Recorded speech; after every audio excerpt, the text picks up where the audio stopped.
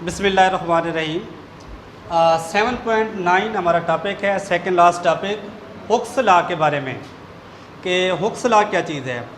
सबसे पहले इसकी स्टेटमेंट को पढ़ लेते हैं कि स्टेटमेंट है, strain produced by a body by the stress it is directly proportional to the stress within the elastic limit, कि किसी भी बॉडी के अंदर स्ट्रेस की वजह से बनने वाली जो स्ट्रेन है वो डायरेक्टली प्रोपोर्शनल होती है स्ट्रेस के। मुख्तसर ये कि स्ट्रेस जो होती है वो स्ट्रेन के डायरेक्टली प्रोपोर्शनल होती है। स्ट्रेस का मतलब अप्लाई की जाने वाली फोर्स यूनिट एरिया के लिहाज से, जबकि स्ट्रेन कहा जाता है कि इस यूनिट एरिया की वजह से जो चेंज आता है, जो उसके अंदर कमी या इजाफा होता है, हम उसको स्ट्रेन का नाम देते हैं। तो इसकी डेफिनेशन क्या बन सकती है कि स्ट्रेस यूनिट एरिया पर अप्लाई होने वाली फोर्स वो डायरेक्टली प्रोपोर्शनल है to the change in length या चेंज इन वॉल्यूम या चेंज इन एरिया के। अब इसी को हमने मैथमेटिकली भी लिखना है, तो ये बन जाएगा स्ट्रेस डायरेक्टली प्रोपोर्शनल का सिंबल लगाएंगे और दूसरी साइड पर आप लिख देंगे स्ट्रेन, के जितना ज़्यादा स्ट्रेस लगाएंगे उतना ज़्यादा चेंज आएगा या उतना ही ज़्यादा स्ट्रेन भी प्रोड्यूस होगी। या इसका उलट भी लिख सकते हैं कि जितना कम स्ट्रेस होगी उतना ही कम स्ट्रेन भी प्रोड्यूस होगा। अब अगर इसका प्रोपोर्शनैलिटी का साइन हटाना है तो ये बन जाएगा stress is equal to, constant लगाया जाता है जब प्रोपोर्शनैलिटी का साइन हटाते हैं, और क्योंकि ये मल्टीप्लाई हो रहे हैं तो मल्टीप्लिकेशन का साइन लगाएं और ये आ जाएगा साथ स्ट्रेन। यानी कि ये बन सकता है कि एक कांस्टेंट लिमिट के अंदर स्ट्रेस जो होती है स्ट्रेन के डायरेक्टली प्रोपोर्शनल। अगर आपने यहाँ से कांस्टेंट की वैल्यू निकालनी है तो कांस्टेंट भी आप फाइंड कर सकते हैं, तो ये बन जाएगा कांस्टेंट। मैथमेटिकल रूल के मुताबिक स्ट्रेन इसके साथ मल्टीप्लाई हो रहे, जब दूसरी साइड पर शिफ्ट करेंगे तो ये डिवाइड हो जाएगा, तो ये बन जाएगा स्ट्रेस ओवर आ जाएगा स्ट्रेन के। यानी कि इस फार्मूले से आप स्ट्रेस और स्ट्रेन की वैल्यू को भी फाइंड कर सकते हैं। अब इसके लास्ट हिस्से में दिया हुआ है कि विदन द इलास्टिक लिमिट। अब सबसे पहले हमें पता होना चाहिए कि इलास्टिक लिमिट क्या चीज़ है। Elastic limit,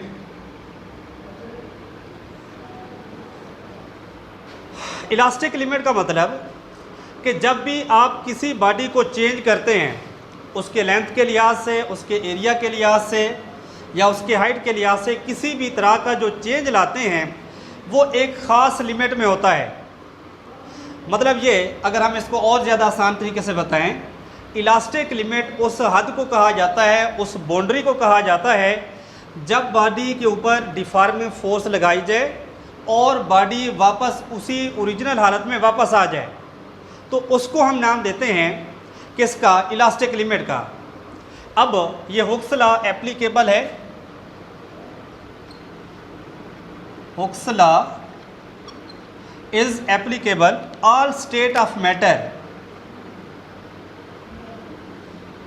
all state of matter. यानी कि आप इसको अप्लाई कर सकते हैं सॉलिड के ऊपर, लिक्विड के ऊपर या गैसेस के ऊपर, हर स्टेट के ऊपर इसको अप्लाई किया जा सकता है। अब अगर हम इलास्टिक लिमिट को दोबारा देखें, फ़र्ज़ करें हमारे पास ये एक स्प्रिंग है, हम इसको एक ख़ास लिमिट तक तो स्ट्रेच कर सकते हैं, एक ख़ास बाउंड्री तक, ख़ास हद तक, ख़ास फोर्स लगाकर हम इसको स्ट्रेच कर सकते हैं, उससे ज़्यादा नहीं लगा सकते। मतलब इस लिमिट को क्रॉस नहीं कर सकते। कि ऐसा नहीं है कि आप बहुत ज़्यादा फोर्स लगाएं और ये बिल्कुल तार की तरह स्ट्रेच हो जाए, सीधा हो जाए, दोबारा स्प्रिंग ना बन सके, अपनी असल हालत में ना आ सके, तो हम अपनी इलास्टिक लिमिट को क्रॉस करेंगे। अगर हम इसमें ग्राफ को देखें जो हमने फोर्स और एक्सटेंशन के दरमियान लगाया हुआ है कि जितनी हम फोर्स लगाएंगे उतना ही एक्सटेंशन होगी। हम स्ट्रेट लाइन से शो करें कि एक ख़ास लिमिट तक तो आप उस बॉडी को स्ट्रेच कर सकते हैं। आप रबड़ की मिसाल ले लें कि आप रबड़ को एक ख़ास लिमिट तक तो खींच सकते हैं, उससे ज़्यादा आप उसको नहीं कर सकते, वरना आप उसको ब्रेक कर देंगे, वो रबड़ टूट सकता है। तो यहाँ पर उसका क्या हो जाएगा, ब्रेकिंग पॉइंट, ये वाला हिस्सा जिसको मैंने कर्ली लाइन से शो किया हुआ है, तो ये ब्रेकिंग पॉइंट है, मतलब वो इलास्टिक लिमिट को क्रॉस कर रहा होगा। इलास्टिक लिमिट वो लिमिट होगी जब बॉडी अपनी असल हालत में ना आ सके, ओरिजिनल शेप में ना आ सके, तो हम उस बॉडी को नाम देते हैं किसका, इलास्टिक लिमिट का। अच्छा, तो इसी तरीके से कि एक इलास्टिक लिमिट के अंदर एक ख़ास लिमिट में रहते हुए जो आप यूनिट एरिया पर फोर्स लगाएंगे, जो आप स्ट्रेस लगाएंगे, तो एक ख़ास लिमिट के अंदर उस बॉडी के अंदर स्ट्रेन प्रोड्यूस होगा, एक ख़ास चेंज प्रोड्यूस होगा, हम उसको नाम देते हैं हुक्स लॉ के बारे में। अब आते हैं हमारा जो नेक्स्ट टॉपिक है, लॉन्ग क्वेश्चन के तौर पर भी है, वो है यंग्स मॉडुलस। अगर हम यंग्स मॉडुलस की डेफिनेशन करें, एक ही लाइन की डेफिनेशन है, ratio of stress to tensile strain, ratio of stress to tensile strain, यानी कि स्ट्रेस और टेंसाइल स्ट्रेन के दरमियान जो रेशो बनती है, जो निस्बत बनती है, उसको हम नाम देते हैं यंग्स मॉडुलस का। अगर हम इसका फार्मूला बनाना चाहें, यहाँ से शुरू करते हैं कि कंसीडर हमारे पास एक बॉडी है, कंसीडर हमारे पास एक लॉन्ग बॉर है, एक लंबी सलाख है जिसके ऊपर हम कुछ फोर्स अप्लाई करते हैं। उसकी जो ओरिजिनल लेंथ है, ओरिजिनल लेंथ, उसको हम लिखते हैं एल नॉट के साथ। उसके बाद जब हम इसके ऊपर कुछ फोर्स लगाते हैं, एक ख़ास फोर्स जो उस बॉडी के वेट के बराबर है, जब वो फोर्स लगाते हैं, फोर्स लगाने की वजह से वो बार या सलाख जो भी है वो स्ट्रेच हो जाती है, उसकी लंबाई में इजाफा हो जाता है, तो हम उसको शो करते हैं चेंज इन लेंथ के साथ, चेंज इन लेंथ। तो बन जाएगा, इसको सिंपल एल के साथ डिनोट करेंगे। और साथ ज़रा इसका क्रॉस सेक्शनल एरिया है ख़ास, तो हम उसको शो करेंगे कैपिटल ए के साथ। तो ये डाटा है हमारे पास कि एक बार थी, उसकी ओरिजिनल लेंथ वो है एल नॉट के बराबर, उसके वेट के बराबर हम एक फोर्स लगाते हैं, उसको हमने एफ़ के साथ शो किया हुआ है। फोर्स लगाने की वजह से जो उसके अंदर चेंज आया, जो उसकी लेंथ में इजाफा हुआ, हम उसको नाम देते हैं एल के साथ। इसके बाद लिख सकते हैं एरिया, क्रॉस सेक्शनल एरिया, वो है ए के बराबर। आप चेंज को इंक्रीज़ इन लेंथ भी लिख सकते हैं, increase in length, increase in length आ जाएगा। अब यंग्स मॉडुलस का फार्मूला लगाते हैं। यंग्स मॉडुलस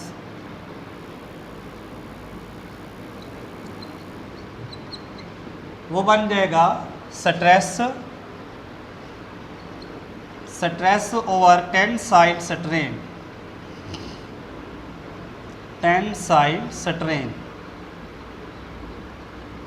इसको हम इक्वेशन 1 का नाम दे देते हैं। अब हमने स्ट्रेस और टेंसाइल स्ट्रेन के फार्मूलाज यहाँ पर पुट करने हैं। तो लास्ट टॉपिक में हमने स्ट्रेस और टेंसाइल स्ट्रेन के फार्मूले पढ़ चुके हैं, वो लिखते हैं। तो स्ट्रेस का फार्मूला होता है force over per unit area, यानी कि एफ ओवर ए के बराबर, जबकि टेंसाइल स्ट्रेन जो होती है, टेंसाइल स्ट्रेन, उसका फार्मूला होता है original length change in length change in length, over आ जाएगा original length, original length, change in length over original length आ जाएगा। अब जब हम लेंथ में चेंज करते हैं उसको शो किया जाता है डेल्टा एल के साथ, तो वो बन जाएगा change in length, increase in length minus हो जाएगा ओरिजिनल लेंथ, यानी कि जितना लंबाई में इजाफा हुआ और असल लंबाई के फ़र्क को आप चेंज इन लेंथ का नाम दे सकते हैं। फ़र्ज़ करें ये हमारे पास एक रॉड है जी, इसकी ओरिजिनल जो लेंथ है वो 5 मीटर के बराबर है। उसके बाद हम इसके ऊपर फोर्स लगाते हैं और फोर्स लगाने के बाद ये स्ट्रेच हो जाता है। इसका इंक्रीज इन लेंथ जो होता है वो 10 मीटर तक चला जाता है।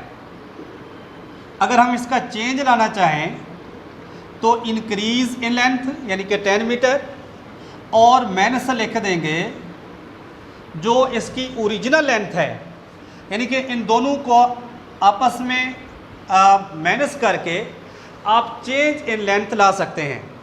तो यहाँ पर अगर फार्मूले में टेंसाइल स्ट्रेन का जो फार्मूला है वो भी बनेगा L माइनस एल नॉट,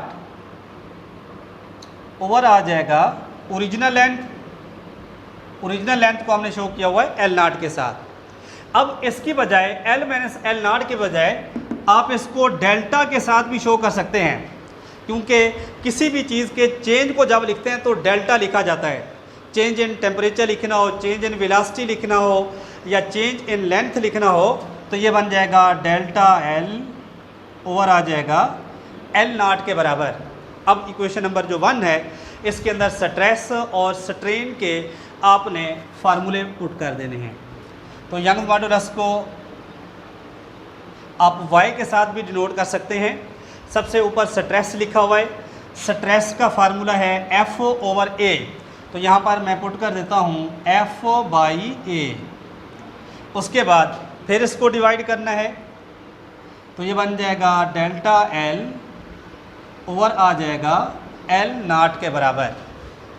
अब अगर हम इसको और ज़्यादा आसान तरीके से लिखें तो इसको यूँ भी लिखा जा सकता है F over L divided by delta L, over आ जाएगा L नॉट।